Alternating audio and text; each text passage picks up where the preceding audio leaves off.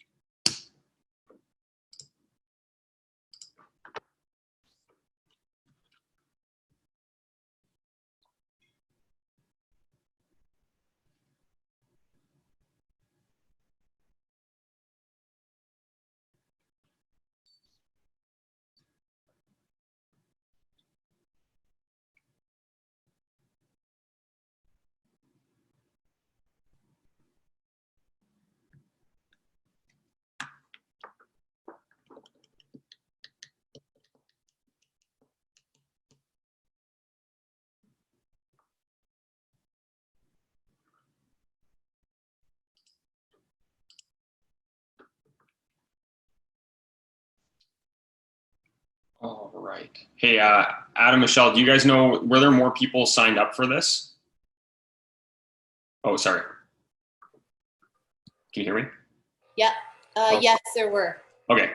I'll just wait a minute. I'll be back in like 2 seconds.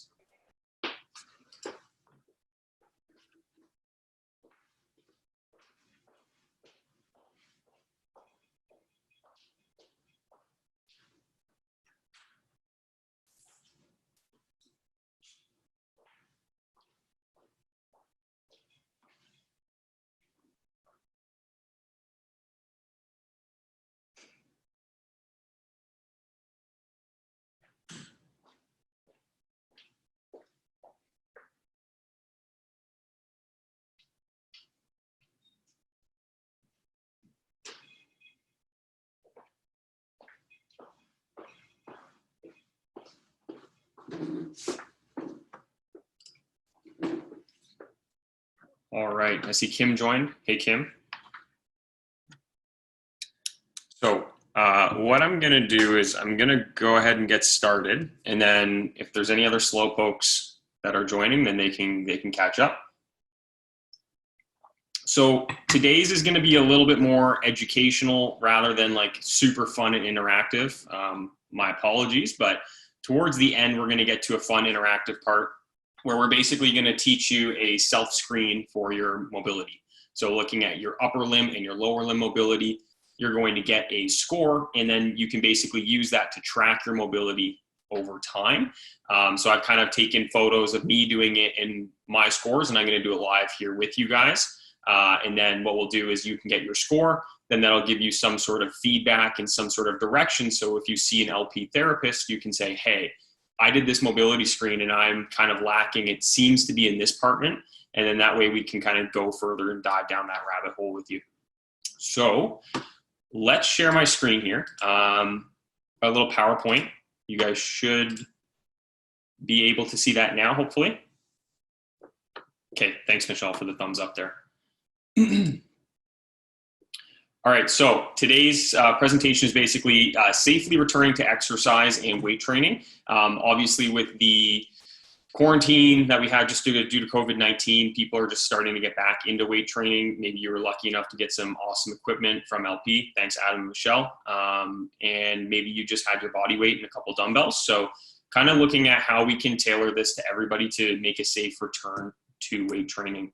So our outcomes here are basically to return to the gym injury-free, give you some tools to optimize your recovery, look at what are the best mobility devices that you can use on your own terms, and then let's give you a self-mobility screening to really hammer home on everything. So first thing with returning to the gym injury-free is going to be to mentally prepare yourself. And I think this is the most important point, because you really need to sit down and have a realistic conversation with yourself about setting attainable goals. So sit down ahead of time before you go into the gym and say to yourself, listen, you know, I just spent this much time away from the gym. When I go back to the gym, I need to be prepared that I might not be able to hit all of my numbers from before. Now, I don't want you doing this in the workout in the gym, because that's not the best time to be reflecting on these things. You should go into your workouts with a game plan, something actionable that you can execute efficiently, and that you can really work on your technique. So I'd rather you think about this ahead of time, embrace yourself and prepare yourself that you might not be right where you were pre-COVID. So think about going into things with a little bit of reservation. But again, that's not a bad thing, because what I want you to do is focus on building your technique. So let your technique and your form be the driving factor rather than the strength, the speed, the skill. Because one of the things that, all the coaches at LP harp on is technique first, and everything else should take secondary. And I think from an injury perspective, that's also something really important to consider, making sure that you have really, really good form. All your movements are super tight and efficient, and then build. Okay. So mentally prepare yourself before you come into the workouts for sure, and stay positive. You've just kind of experienced a detraining period, maybe for a long time, a few months probably. So stay positive throughout all of this as well. Your gains and your strength will definitely come back with consistency. I love Star Wars, so I threw in a little Star Wars meme here. To be fast, smooth you must be. To be smooth, slow one must go. So I'm sure you've probably heard this if you're in the CrossFit world. Slow is smooth, smooth is fast. Again, technique first, everything else second. So it's okay to be slow. It's okay to kind of work yourself into the grooves again.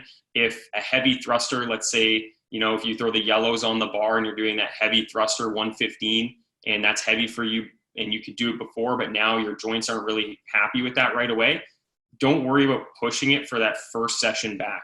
Take it down a little bit, have that mental preparedness, and talk to yourself before going into the gym and say, look, I might only be able to get the greens in the bar or whatever that weight might be to where you can execute the movements well, and then the weight will build, okay?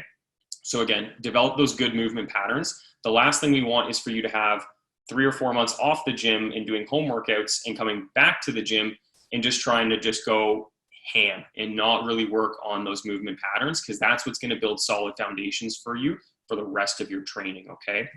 So if you are in a situation where you think that you might need to reduce the load, obviously ask the coach and they can give you some feedback and some direction. My general rule is maybe look at, if you have your 1 rep maxes and you kind of build off of that, cut it down to maybe 50 or 60% of what that might be. See how the movement feels and build 5% per week until you're comfortable with where you're at. So again, it's okay to start slow. Number 3 is to branch out your activities. Don't be like this guy and do biceps every day for like the rest of your life.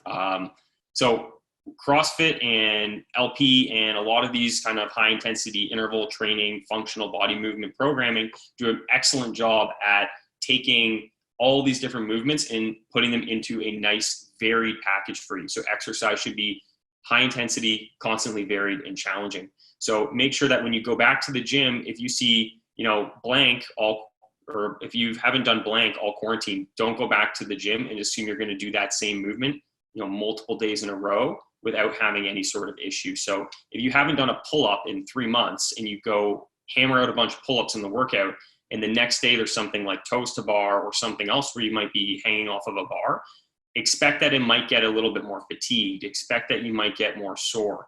Maybe you might be predisposing yourself to injury if you go too hard too soon. So make sure that with your training, you're really branching out with your activities right now and dispersing the load across all of your body. So again, maybe there's a heavy leg day at LP, like the squat day. Don't go maybe for a run if you're not used to doubling up the same day or the day after, depending on what your training schedule normally looks like. If you've been doing that consistently throughout quarantine, that's a different story.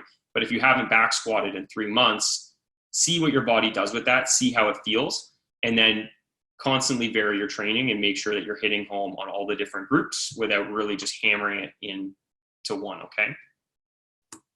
Doing good so far? Awesome.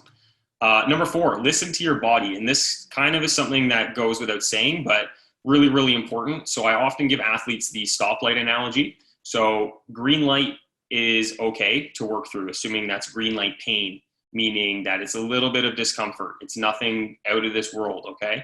Yellow light is the caution, like, hey, maybe I should be careful with what I'm doing here. Something doesn't feel quite right.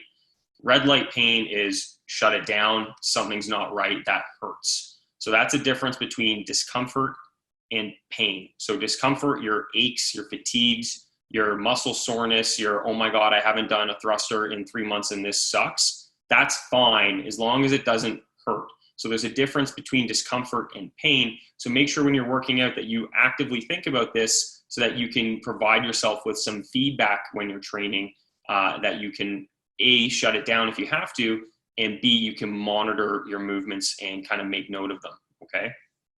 And do remember as well, pain that persists after exercise is not necessarily normal. So if you exercise and you have pain after rather than just muscular discomfort and fatigue, pain after exercise is something that you should probably get looked at by a professional or assessed, because that tells me that there's something likely going on that was angry when you're working out, and now it's still angry afterwards, even though you've removed that stimulus. So it's something that you should get looked at, because that's probably going to lead to other injuries if you keep overdoing it. Number 5, movement prep and warm up. So don't half-ass your warm-ups. You're only cheating yourself. And this is a point I try to hammer home, because I see so many people at no matter what gym I go to who just kind of like go through the motions, and they just, do this and do this and do this and whatever, but they're not intentful. Their mind isn't there when they're warming up. When you're warming up, you should be focusing on what you need to do after that. So if you have to do bench and you're doing maybe like a scorpion stretch to open up your chest, or you're working on push-ups at a tempoed pace to really get your chest activated, think about how that translates to your bench press. Don't be thinking about, that amazing grilled cheese you made for lunch yesterday, or about that meeting that you have at 4 o'clock. Really think about, how does this impact what I'm going to do afterwards, so that you can be intentful with your movements and intentful with your warm-ups. Because I would rather you do 1 round of really, really intentful warming up than 2 or 3 rounds of half-ass. So really take that warm-up and translate it into what it's supposed to do for your body. It's supposed to get it warm, it's supposed to get it limber and moving well, and it's supposed to prepare your body for what you're going to put it through. Now, this is also a caveat here, is that you may need to do more than just the dynamic warm-up. So if you're somebody that has like an aching pain or lingering discomfort, or overhead mobility concerns, you might need to do more ahead of time before going to class. Okay, so yes, if you love 5 and 6 a.m., I applaud you, but maybe take a bit of time beforehand if you need to, because you're struggling with that impingement issue in your shoulder for months. To take a bit of time ahead, look at the workout, see what's there. If you see something that really aggravates it, like pull-ups or squat cleans or something like that, work on the mobility that you've been provided ahead of time, because you might need more than the average bear to just get through that workout, okay? So don't just assume that what everybody gets at the gym is sufficient for everybody, because your demands might be here and my demands might be here, but the way that our bodies process it's going to be a little bit different. So I might have to do a little bit more to get my body ready for the gym. And that's going to be something that you might have to do outside of the warm up. So Adam and Michelle and the rest of the coaches do a fantastic job of programming our movement prep and our warm-ups and our dynamic warm-ups and getting us ready to move. But if you are struggling with an injury or something, I hope that you are thinking about that before you get into the gym. So look at is it WOD Up? I always forget the name of it. WOD Up, and look at the workout ahead of time. And if you see something that you struggle with, make sure you spend a bit more time before going into the workout to really get your body warm and ready, okay? Number 6, this is the last thing of kind of returning to the gym injury-free, is get the green light. So when in doubt, check it out. There's a lot of trainers, therapists, and individuals around you to help you move and feel better. So if you're struggling with something and it's been going on, over the last couple of weeks, and it's getting flared up or aggravated, when you return to the gym, just get it looked at. It's not worth pushing through and pushing through and pushing through and hoping that it's going to get better. And maybe it does, maybe it doesn't. Get it looked at, get it assessed, and then figure out what the game plan is. So most training injuries, especially right now after a period of relative detraining due to COVID, are due to poor mechanics and high loading over time. So it might just be a movement deficiency where you need to improve your ankle mobility or your hip mobility, and that lingering pain in your back might actually start to improve. So when in doubt, get it checked out. Tools to optimize recovery. So this is a fun one. I'm sure that we've talked about this in some other webinars before, but sleep is the #1 recovery tool. It is the absolute best time for your body to stimulate growth and recovery. So if you are not maximizing your time sleeping, everything else that you do is therefore not wasteful, but less impactful. So if you don't spend 7 to 8 hours a night, that's for most individuals, of quality sleep, meaning that you're consistently getting up and going to bed at the same time. You're not on your phone for 30 minutes to an hour before bed, and you're making your room as dark and as quiet as possible to ensure you're getting the best sleep. If you're not doing that, then you can percussive massage your legs and you can foam roll 100 hours a day, and you're not going to be maximizing what you do. Okay. So sleep needs to be the top tier. Okay. So really evaluate your recovery, look at sleep. And if that's a problem, address that first, and everything else should come after that. Okay. Number 2, nutrition. You cannot out-exercise a bad diet. I mean, some people in that MEP challenge might have out-exercised a bad diet because of all those crazy MEPs that were going on. But in general, your nutrition needs to support your training and recovery. And the biggest problem I see here is with protein intake. And protein intake is something that's a little controversial in terms of how much we need. But the best recommendation I have is that for athletic populations, which is the second or the last point down here on the slide, you want to be consuming about 1.4 to 2 grams of protein per kilogram of body weight for athletic populations. So let's say I weigh 150 pounds. In a day, I want to consume anywhere from 95 to 135 grams of protein. And that's a rough estimate based off of the average athletic individual.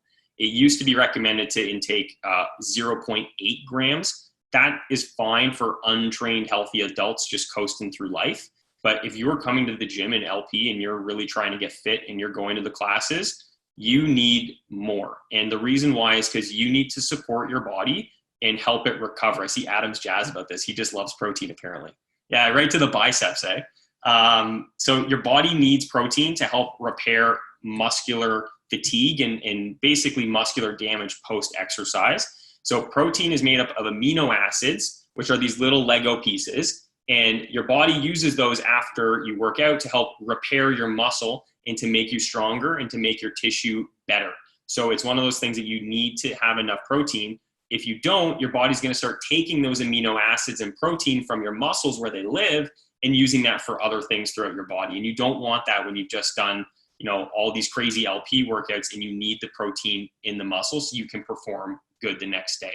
So point number 2 is nutrition. Track your protein. Use MyFitnessPal.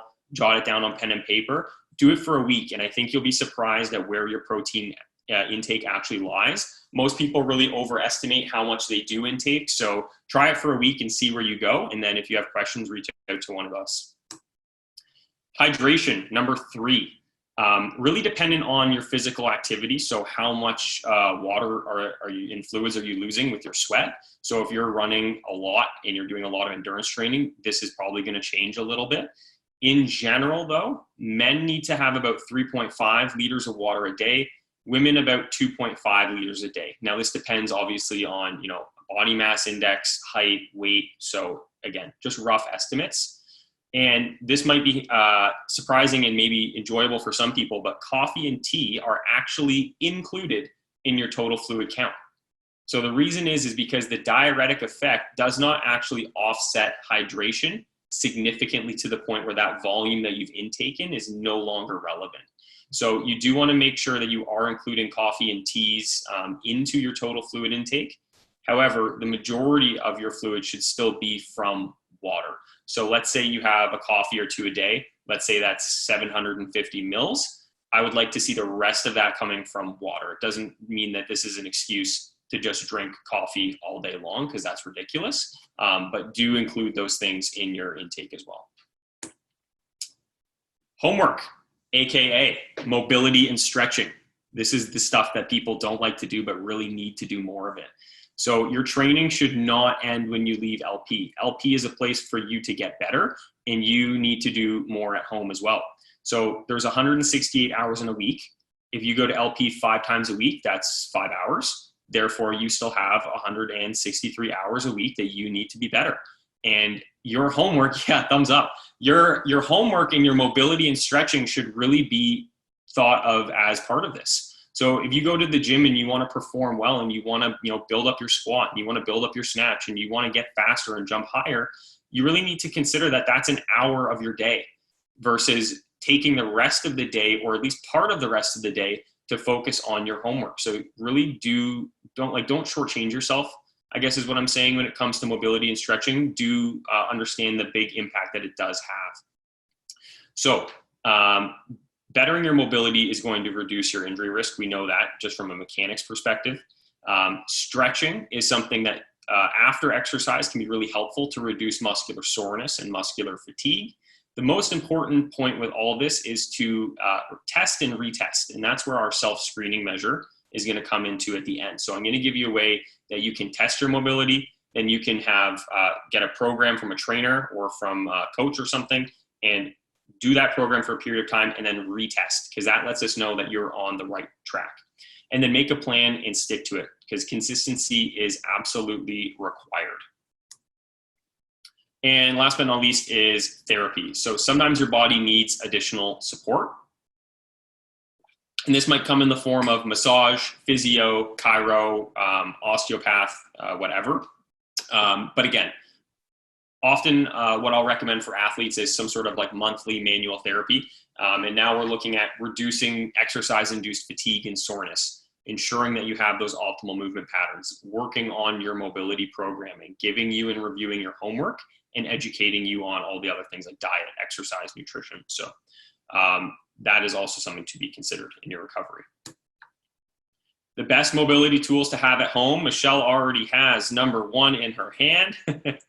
I really do like the percussive massage guns because they're very safe, they're very easy, and they are quite effective. So there is a good amount of research supporting percussive massage, which is the type of massage that you get from a massage gun, for reducing exercise soreness. So if you're sore after the gym and your quads are really stiff and tight, a massage gun or some sort of tool that's similar to that can be really helpful at helping to loosen you up related to that, okay? It's not gonna fix any underlying mechanical issue, but it will help make you feel better. A foam roller and a yoga block are always good items to have to assist with your mobility training, as well as to just help stretch out your body.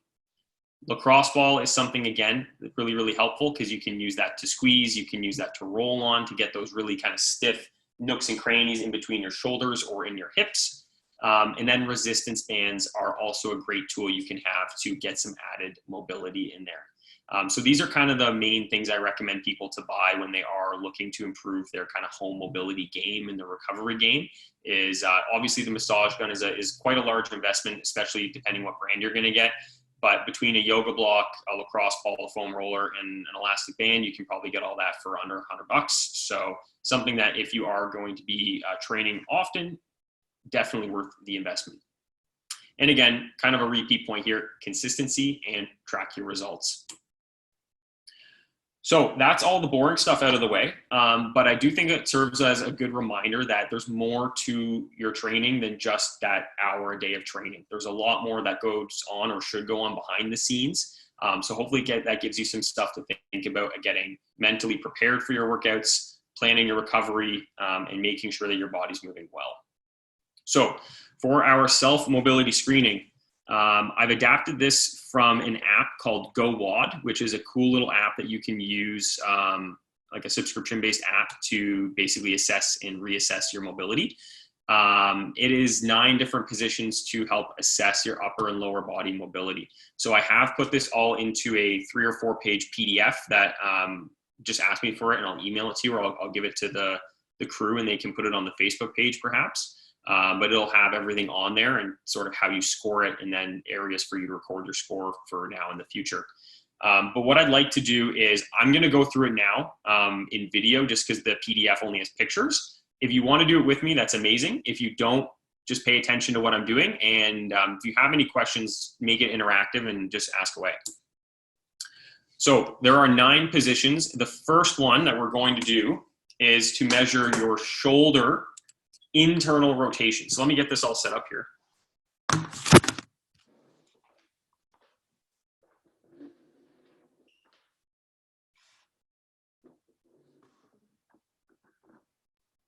Multi-purpose t-shirt, going out shirt and going out shirt.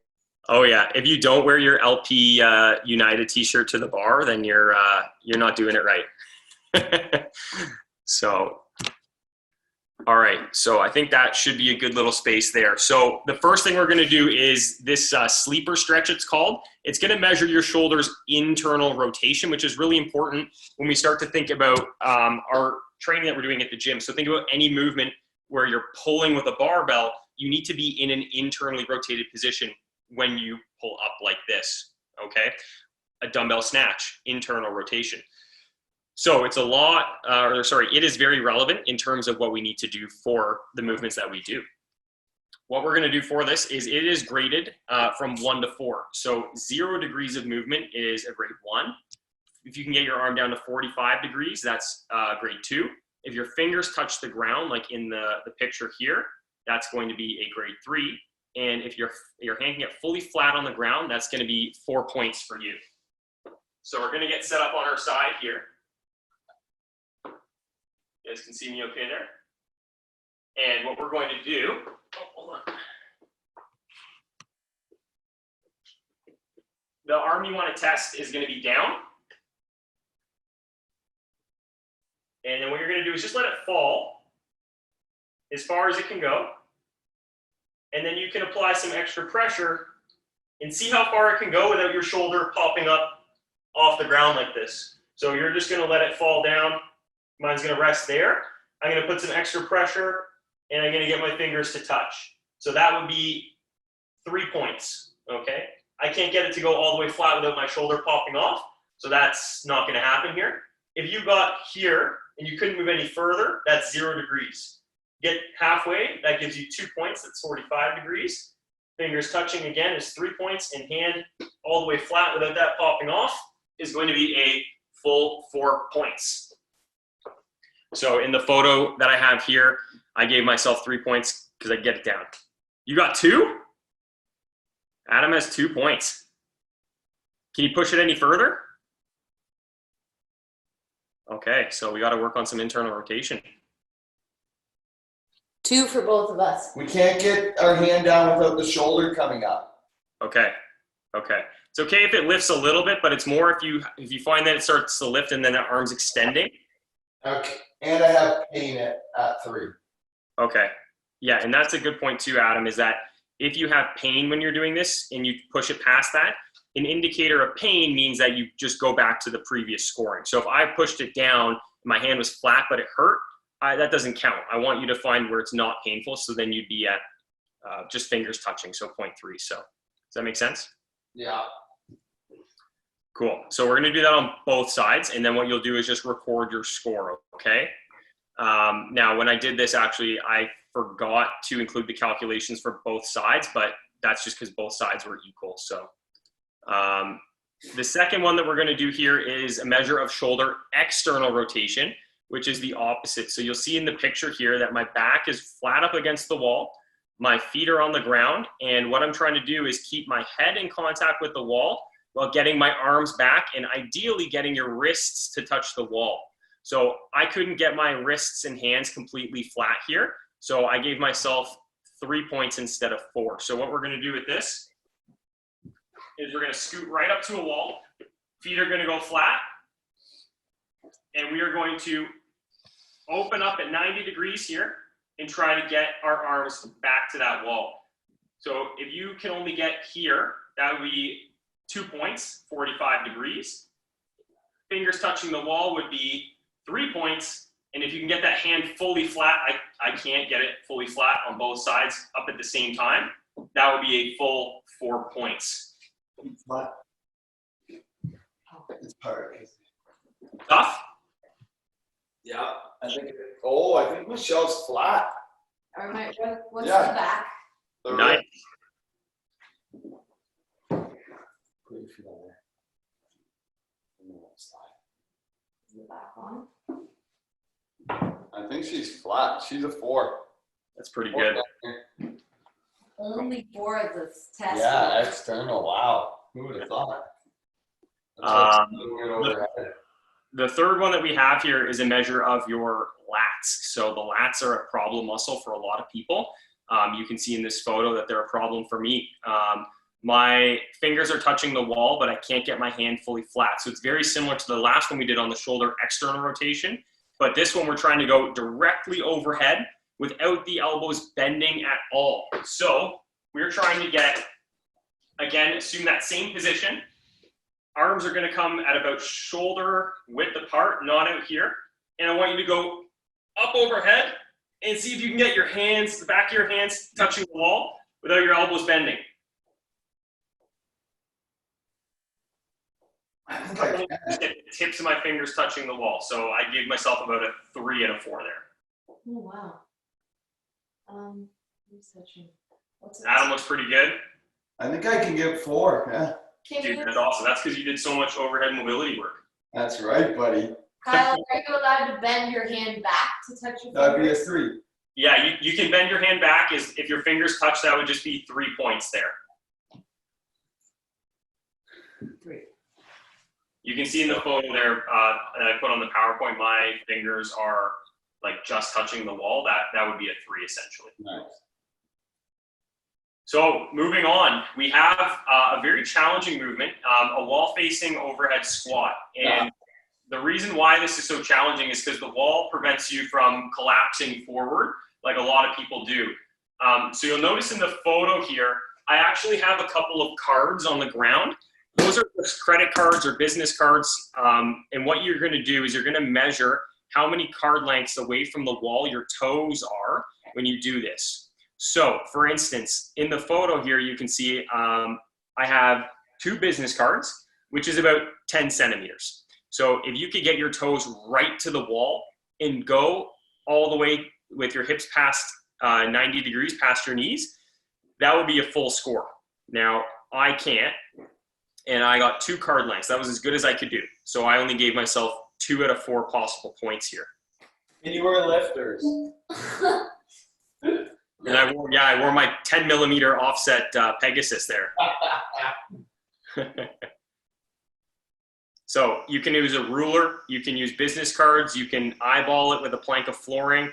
But the idea here is that you're going to use something consistent to measure. So credit card, business card, anything like that's great. And you're going to get up into that position, and the hips have to pass the knees. They have to go all the way past the knees for it to be a valid attempt.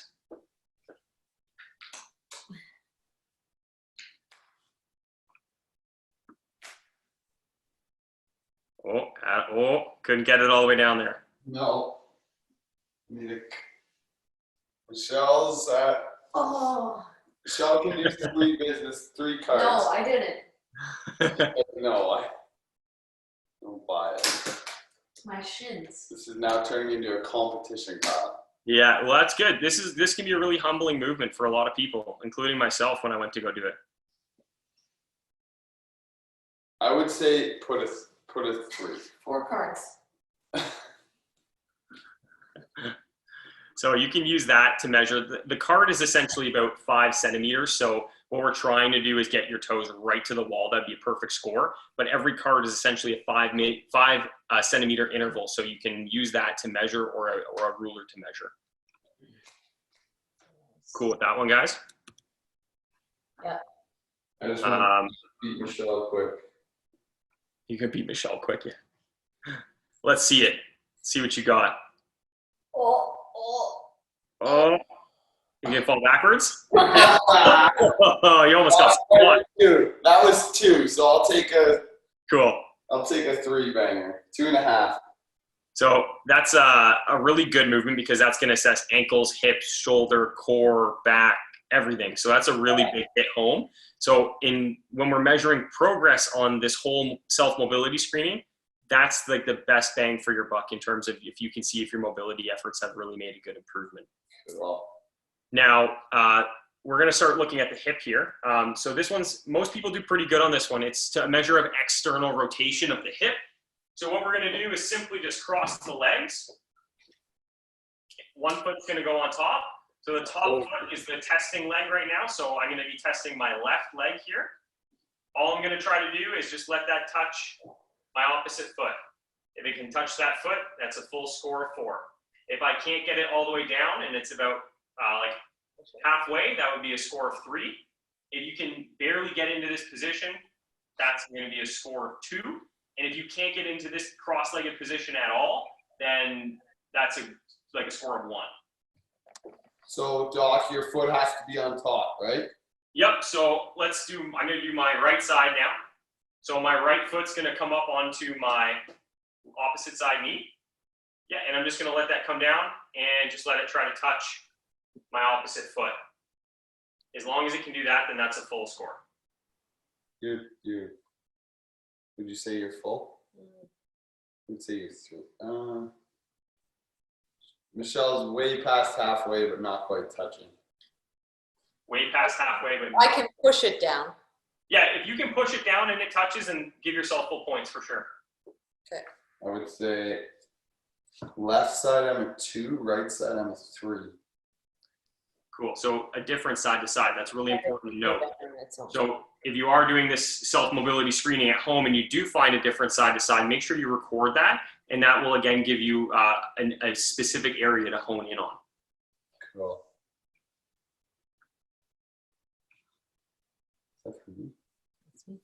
So if we just measured hip external rotation, we must next be measuring internal rotation. So this is a real flattering picture, as you can see here. And the whole point of this is that it's called a windshield test. So what I'm going to do is get into a cat-cow position, quadruped position, or a tabletop, whatever you want to call it. And one leg at a time is going to swing outward. So when you swing that foot out, you're actually internally rotating at the hip, okay?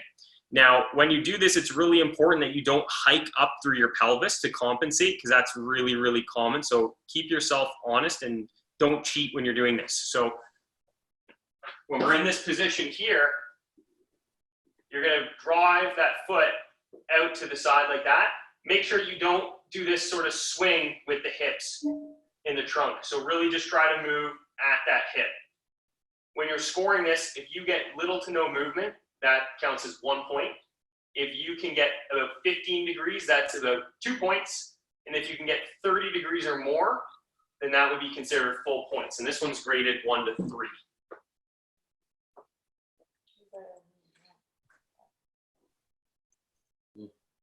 And it's also common for people to have a side-by-side difference on this one as well.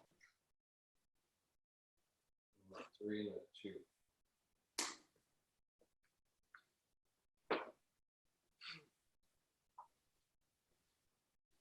what's this one? Wow.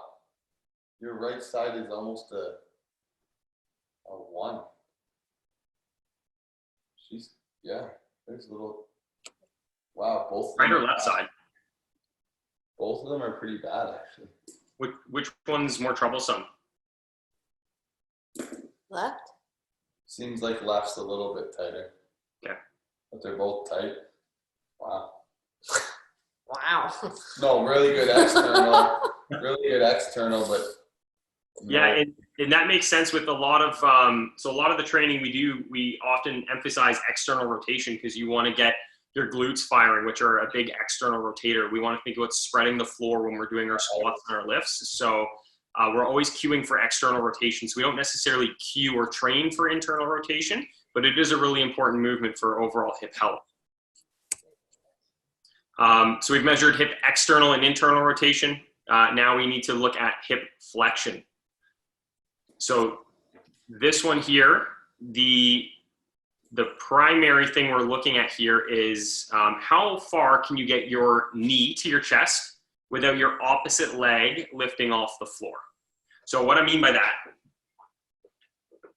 is that when I'm in this laid back position here, I'm going to test my right side by bringing my right knee as high as I can, using some force if I have to, without my opposite leg lifting up off the ground. If you have really tight hip flexors, when you go like this, that opposite side leg is going to want to pull your pelvis up off the ground there.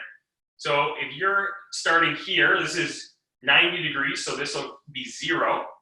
If you get through to here, and that leg is starting to lift, then that's basically a score of 2. If you can get 30 degrees, then that is going to be a score of 3. And if you can get your thigh all the way touching and the opposite leg lifting off, that's going to be a score of 4. 4. I like this one. We did okay with that one? Very Equal on both sides? My right's a little bit worse, but. And when you're doing this as well, it can be helpful to, even if you get an equal score on both sides, but it feels different, it can also be important to write that down so that when you look back at your notes from previous tests, then you can see that as well. We are going through it a bit slower right now because we're kind of teaching it. All in all, though, from start to finish, if you were to do this on your own, it should only take you about 5 minutes, so it goes pretty quick. Yeah, cool. We got 2 left. Oh, I saw this one today. Yeah, Instagram, right? Yeah. Hamstring flexibility test. So this is going to be basically a straight leg forward bend. So you're going to notice in the photo here, my back is relatively straight. So as soon as your lower back starts to curve, that's game over. That's stop right there. So we're trying to load up the hamstrings by sinking back on our hips and bringing our hands down our shins. So let me bring this up a little. I'm going to start by keeping my legs pretty straight. I'm going to shoot my butt back to start. That's step number 1. And then I'm going to take my hands and just slide them down my legs without bending my knees and without rounding through my back. So I'm going to go all the way down as far as I can get till about here before my back starts to round. And we're going to record where our fingers end up. Okay, we need to check here on Michelle. Yeah, Michelle's knees look a little bent. Oh, they're not bent. They're fully straight. He was worried about the back, but that's Does her flat. back look That's flat or not? flat. The back is flat. That's fine. Yep. That's fine. If the lower back was starting to round, then that would be meaning that you're using your lower back to get you down there as opposed to your hamstring flexibility. He's just jealous. You're bending your knees. Yeah, so keep those knees straight and shoot your butt back. There you go. But run your fingers down your legs. And that's about it. I'll call it shins. I'd say it's ankle. Ankle. Yeah. So you get 4 out of 5 for that one. Ah, ankle. Hopefully, I'm not sure if Lynn or Kim are following along with this, but if you are, if you have any questions, feel free to drop them in the chat or just ask out loud. You almost need to have a partner to watch you Yeah. for straight legs and straight arms and. Yes. If you're like, when in doubt, if you think that you've kind of like maybe bent the rules a little bit and you think you had your knees bent a little bit, just revert to the next score up. Or you can set up a camera and you could just film yourself when you're doing it and just review from there. Because I wasn't sure if I was rounding my back there because eventually I could get almost down to my ankles. Right. And I'm not the most flexible person. Neither am I. So, I would suggest that, try to use your best judgment. And if you're not, then just go to the next score lower, or just film yourself and check it out after. Okay. The last one, and this is a great one for assessing your ankle mobility. So when we're doing squats or any sort of movement requiring lower limb bending, flexion, we really need to have good ankle dorsiflexion, which is the act of closing up that angle there like you see. So plantar flexion is when the foot points down. Dorsiflexion is when the foot points up. So when my foot's on the ground and I go into a squat, my ankle needs to dorsiflex by going forward, okay? So we need to ensure that we have adequate dorsiflexion to allow our legs to move properly. So the knee to wall test is a fantastic test for measuring how much mobility you actually have at your ankle and if you need to improve this. So again, we're gonna get out those business cards, those credit cards, or whatever you have that's a card-shaped object or a ruler, and you're going to measure. So if your foot goes right to the wall and you can touch, what's up? Is this cheating? Adam's stretching it out before he's Yeah, going. that's cheating. Yeah. That's called a head start. They're tight from running, okay? Help. Yeah, I hear you. So if you don't have cards or anything and you have a ruler, one card again is about 5 centimeters. So what we're looking for here is for you to get 2 card lengths or more distance away from the wall where your knee can touch, like in the photo.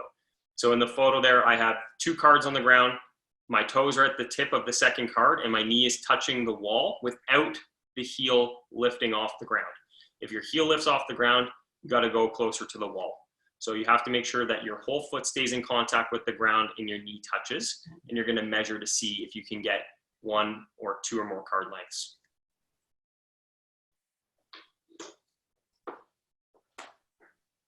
When we do this, we're going to get into a bit of a lunge position. So you don't have to be kneeling when you do it, but you can get into a bit of a lunge position and bring that leg forward until it touches. And you can do the same on the opposite side. No. Oh. Again, getting that knee to touch without your heel lifting up off the ground there.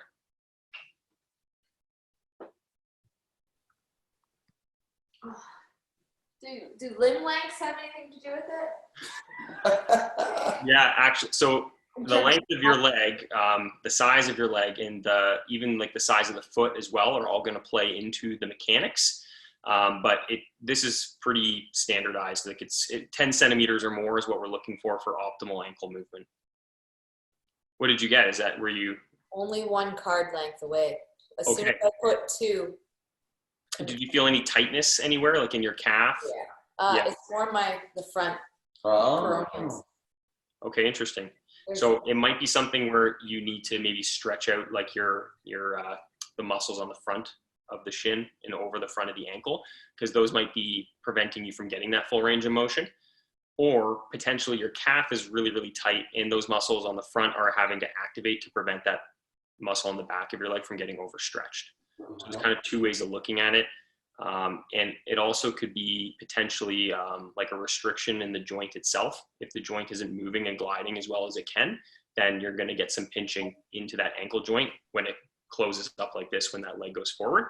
So those are all things to consider and to maybe look at getting worked on. Thanks.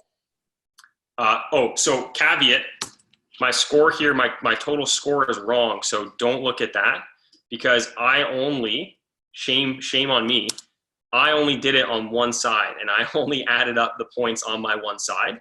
So I will get back to you guys with a total score of what your total score should be. Actually, let me do it right now real quick. But the overhead squat and the hamstring. hamstring's only 1 score, right? Yes. So anyone where you're testing, like if you're testing, how do I say this? Yes, overhead squat will be just 1 score. And the hamstring will be also 1 score. Everything else will be 2 scores.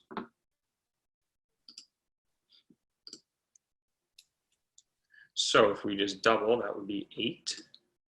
That would be 8.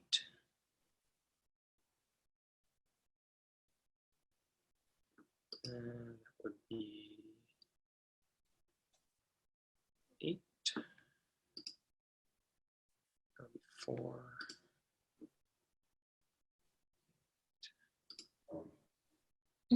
Six. My math is not great.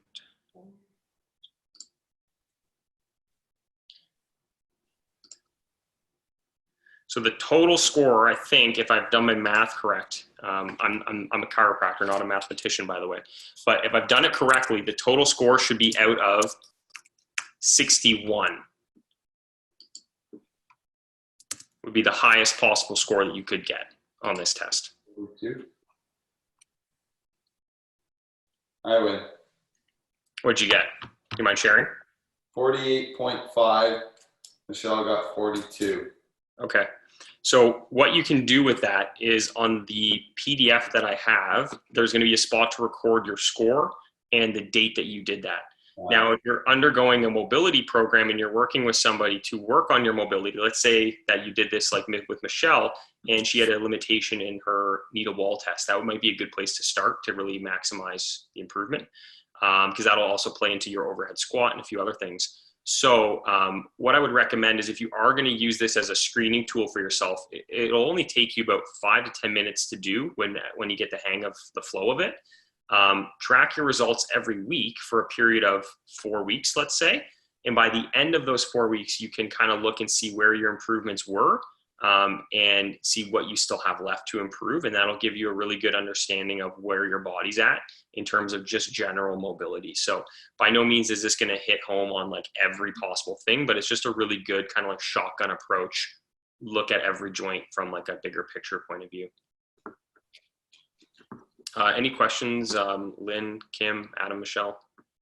Michelle's doing her math twice. Sorry, man. So, No, this is really awesome. oh, thank you. I'm glad that you found it helpful. If you have questions, feel free to let me know. But if you are trying to work on your mobility, again, weekly check-in is fine. Don't have to do it every day. It's kind of like when you like weigh yourself on the scale or you test anything else. You do it too frequent, you're going to get into your own head. So don't do it that often. Once a week is more than sufficient. But try it for a period of about 4 weeks and see where you get after that. Cool. Doc, we got to do this one in person. I love it. Yeah, it'd be fun. So what we'll do is get people, if they want to do it through the PDF, like they can do that. Yeah. And then when they have all their baseline scores, then we can kind of chat and kind of go from there with people and give them some recommendations. I can even put it in WADA as Yeah, a weekly check-in, maybe on Sundays. yeah, that'd be cool. That would be cool. Something very simple, no equipment, easy to do. Yeah, love it. Yeah, that's great. That's a great idea, actually. So in summary, a couple things. Be positive when you return back to the gym. Don't let your mind or your ego or other people fuel you. Just because buddy next door is putting on the blues and you're only ready for the greens or the yellows, just work at your own pace and build it up as you can. Obviously, we want to strive to improve and try to push our performance and improve our skills and our speed and our lifting. But take this time to really focus on good technique and form and build on that. So let's start good habits, let's start good movement patterns, and let's build on top of that as we go forward here. Prioritize your recovery. Sleep is number one, never forget it. Then focus on your nutrition, your hydration, your therapy, your foam rolling, everything else.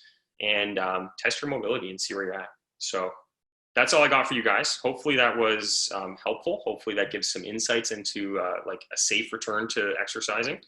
And as always, if there's any other questions, just feel free to reach out. Great. Thanks so much. Hey, no Thank problem. Thank you.